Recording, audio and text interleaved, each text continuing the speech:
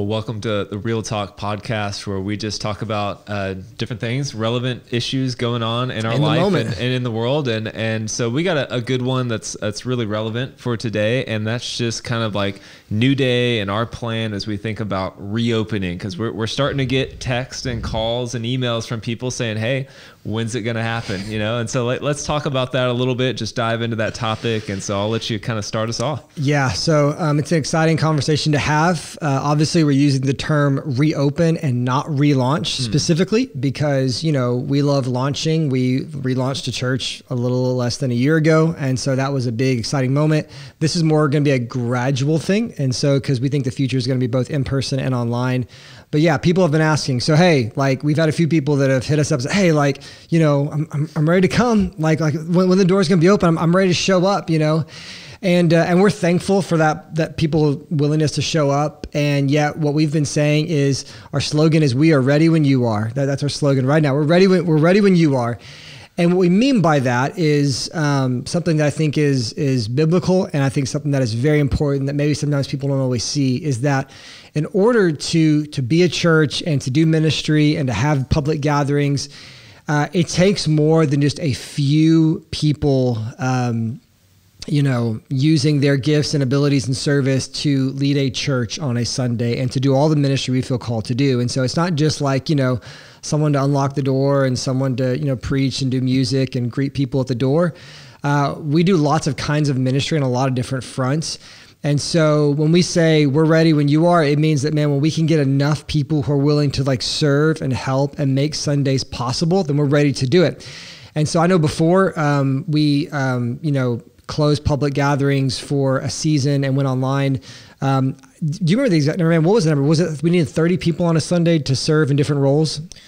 Yeah, it's about that number. We needed 30 official roles. I'm sure some unofficial roles. And now as we come back, we're doing both in person and online because that's going to be the future, at least for now in this current season with COVID. And so now that number's higher. And so we're probably going to need like 35 people a week to serve. And if we're trying to get to where people only serve once a month, that's like what, 130 or 140 people that we need to serve. So it's something we're trying to get to. And so currently our plan is that we are going to reopen whenever we get enough people to serve to where we can consistently do ministry. And so I think the thing that we're just emphasizing in this season is it's not just about like, I'm ready to show up and that makes us able to reopen. It's like, I'm willing to serve and make this happen because Jesus came to serve and to not be served. And so, man, as you reflect on that, I know you do a lot of work with our serve teams. Like, what are you seeing and what do you think it's going to look like moving forward? Because we're trying to do this in the next 2 months. And so what's that looking like on your end as you're kind of looking at the Excel spreadsheet and kind of getting a sense of where we're at?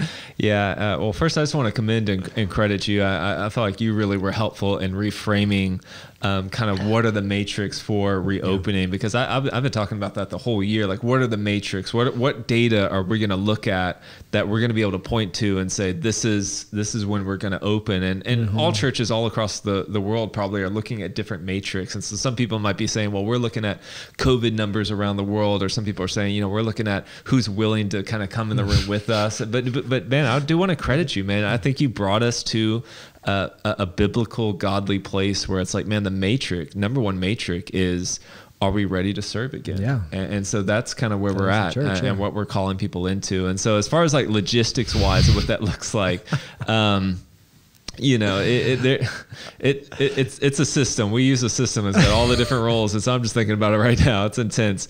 But at its very core, you know, we're going to need some of our most basic teams in addition to the live stream. And so if you're familiar with the way we do things, we have a greet team, and we need a greet team because we still want to be a welcoming church. Like, we want people when they drive up to feel like they're being welcome, that this is home. And that's still really important to us, even in this season. And so we need that.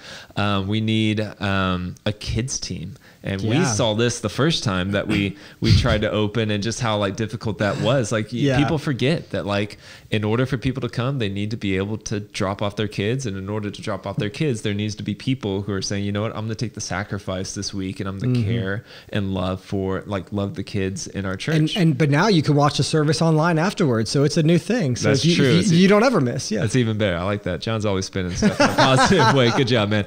So we need a kids team. Well, dude, talking about the live stream team, that's the new one, man. Cause we need everything before, but now there's this whole new beast. That's going to be wonderful, you know, but tell us about that. Yeah, live stream is a beast. Man, you don't realize how much it takes to just get the service onto your screen or onto your like little phone, you know, it takes so much work. It's just like running through some of the things, and we're learning even as we go.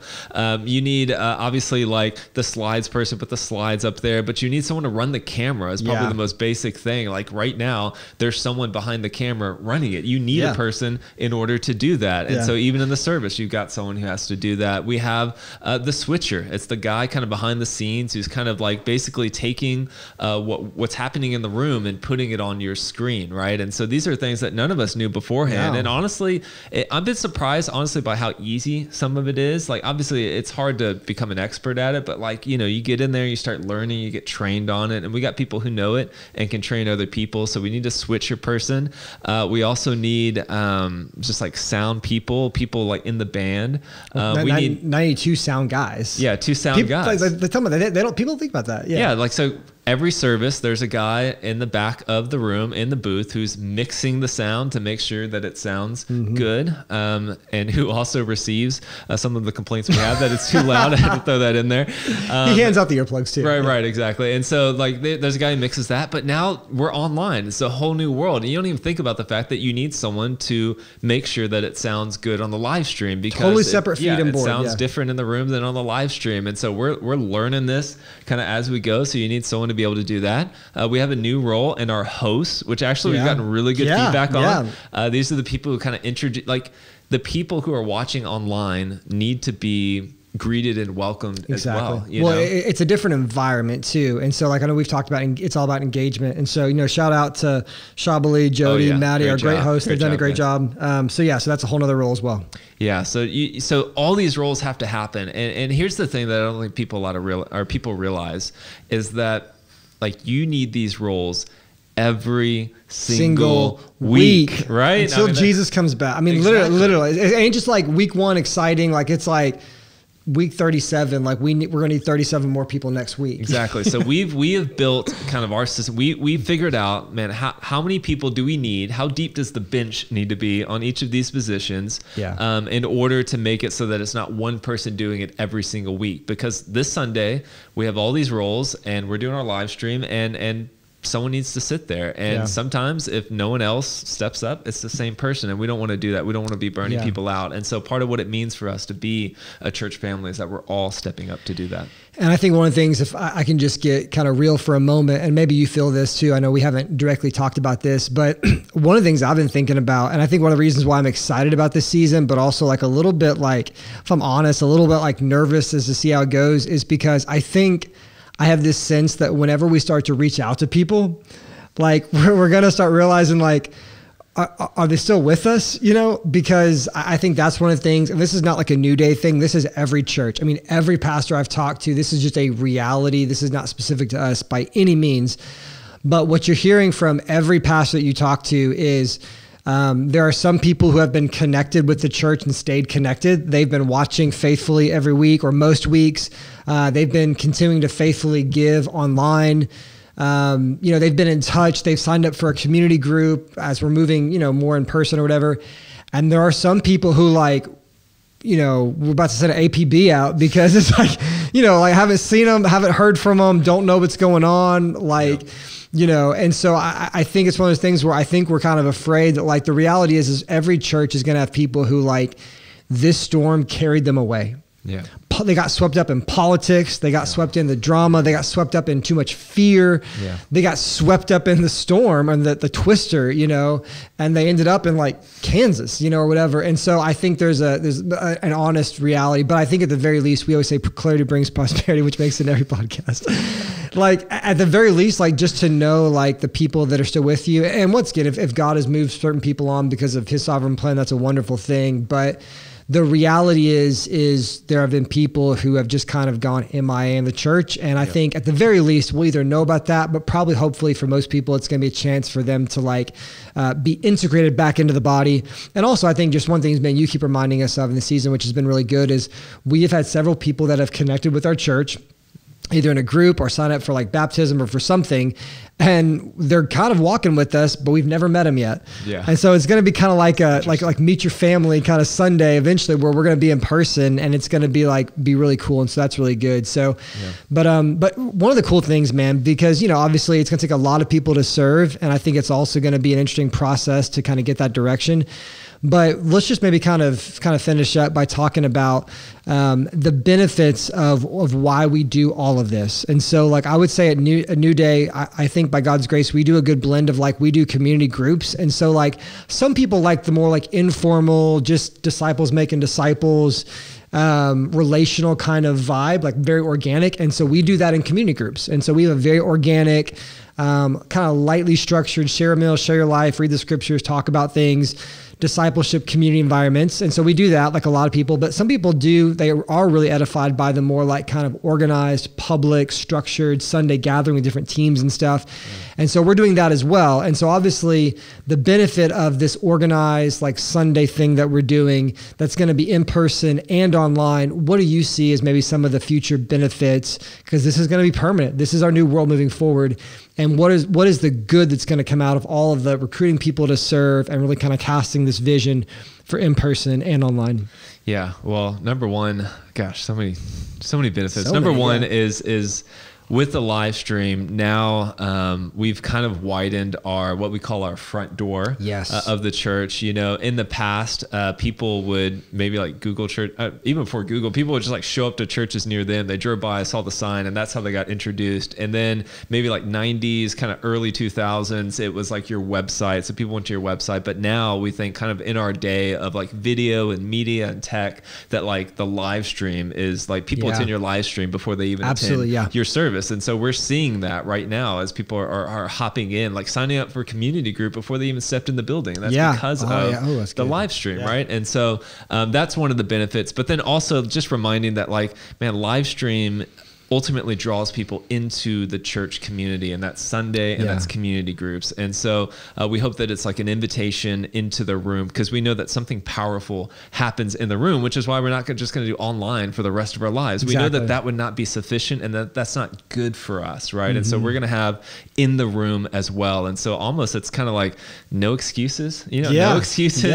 Man, they connect with God weekly. Man, I'm like you, man. I'm thinking of all the different benefits. Let's just like rapid fire. One is like, you can watch New Day now and be a part of it from anywhere you can get a Facebook internet connection. Yeah, dude, like what a time to be like let's not, we just say that, but that is astounding. Like 20, 30 years ago, we never would have imagined this would have been possible. We are living in almost impossible times. And so there's that. I think the other thing is, I think what it does is, listen, COVID is a very divisive issue. I think this makes it less divisive because we have both options, and that's, our thing is always like, anytime there's like division, unless it's like straight heresy or something like the Bible's against or whatever, like usually it's like, let's just do both. Like it's and like everyone's always like arguing about stuff. And it's like, it's not about like just do both, and at the end of the day, we can't control everybody. And so if some people just want to never come and watch online, like they're going to do that anyway, And so to me, it's like, this is amazing because we have a lot of people that want to be in the room because, as you say, listen, it's better in the room. It's just better in the room. There's nothing like it. And I think because the world is going so digital and so internet, I think it makes the gathering more important. I think seeing a bunch of people in a room in the future when COVID's not as big of a deal anymore, is going to be such an uplifting thing for your faith. People can't say like, well, big gatherings are in anymore. Like, listen, Passion Conference, like big gatherings are always in, it's encouraging to us, right? And so I think it's going to provide the in-person option for people who need that and who are edified by that, which is most people. And then, but for those, we have like senior adult members. I'm sure we have people that have pre-existing conditions. And so this also enables us to be in person, but not only give them an online service, but the exact same service. So we're both watching it literally at the same time. Yeah. And the last thing I would say that I think is just really amazing is I think you alluded to this, man, I've had so many friends, like a lot of friends from like middle school or high school or college who have never probably been to church. They've liked our page. They've watched a service. Man, I know they're watching because you can see who's watching, Yeah, it's kind of scary. Which is kind of good and bad. It's like, oh, who's not watching, It's like, but, so anyway. not that we're tracking by any means, of course, but anyway, but like there are people who would never come to the church and they will be able to watch it. And so we are able to spread the gospel more broadly than the Apostle Paul was, because we have the same spirit, but now we have all these different means. And so, man, the future is just so open for whatever God wants to do. And we're going to be able to reach more people in our generation. We're living through the greatest communication shift in the history of the world. Like this has amplified everything. And so all the work that we're going to do and all the things that go into it, even the money that we're trying to raise to make that happen, it all goes towards literally we are going to be in person and online for the future. And we're going to connect with people all around the city and maybe by God's grace all around the world. So, man, I guess let's give some final thoughts and just like as we're kind of moving towards that place of, because right now November 1 is a tentative date. And so we're saying it hopefully is maybe more of a spiritual word, a hopeful date. Because if we can get enough people to serve and give in the ways in which we need to make this happen, then we're going to write that in stone, but we're still starting to recruit that or whatever. Yeah. But what would you say to someone as they're watching this? Maybe they're a part of New Day or a different church, or maybe they're not even part of a church. As we're moving towards this sense where churches are going to reopen, what would your encouragement be to those people right now? Yeah. Man, if you're in a place where maybe you've been, for lack of a better term, just like kind of like checked out, because like COVID has kind of done that for a lot of us. Maybe just been like so focused in on like work or family or COVID or politics in the season, and maybe like maybe you can use this as a wake up call to say, man, let's get back into it, man. Let's get back. Let's keep first things first, and that's like building the kingdom of God. And so, man, if you're in that position, you want to lean in into what God's doing, then just my two encouragements would be just like, number one, man, just sign up to serve. A lot of times like in our generation, I feel like we have to be passionate about everything that we're doing.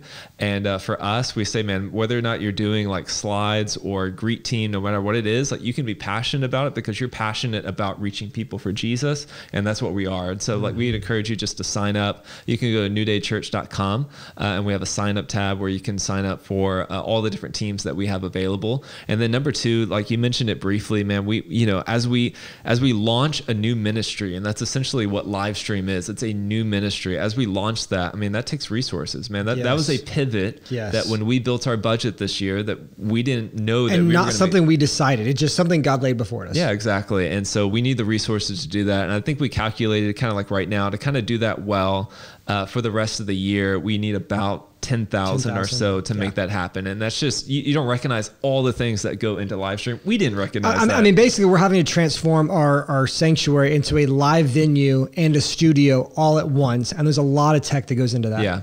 So if you want to be a part of something that will go on from now, probably until Jesus comes back and really impacts the kingdom and helps us reach more people, man, we just love to invite you to help us reach that goal as we try to and look forward to reopening. So if you want to be a part of that, you can go to newdaychurch.com/give. Yeah. And I think I would just go back I would finish wherever we started, where I said, we're ready when you are. And I think that I would just say that like any person that's watching this, like what all this means is that you matter. You matter, Yeah. And so like if you're going to a church and they don't need you, and they're not asking you to serve, and they're not asking you to be in a group, then they don't need you, just to be honest with you, Like, you want to be in a place where, like, they need you, and so we've always created a situation where I feel like we need more people to serve than we have, because it's how we are always reminding ourselves that every person matters. And so I think as we move forward, just remember, you matter, you can make a big difference, and literally, like, what you're willing to do in terms of, like, serving or giving is going to be what helps us eventually reopen. And that's a really good thing, because the Bible says that we are a body with many members, that we belong together, and that every member is gifted and every member is called to serve. And so just remember, you matter. Awesome, guys. Well, thanks for watching, and we hope, honestly, this time to actually see you soon, but we're ready when you guys are. See you next time.